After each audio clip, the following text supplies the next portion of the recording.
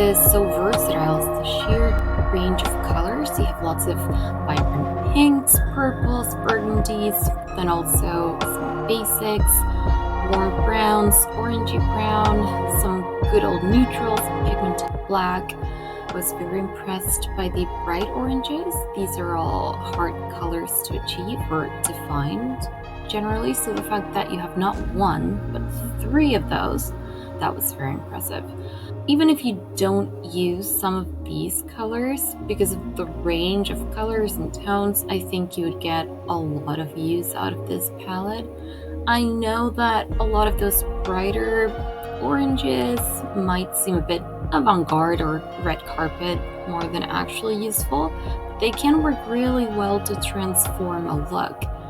If you think of an undercolor or base to a smoky eye, or a very summery watermelon bright eyeliner for those who like shadow liner, there's just probably more applications than one would think at first glance.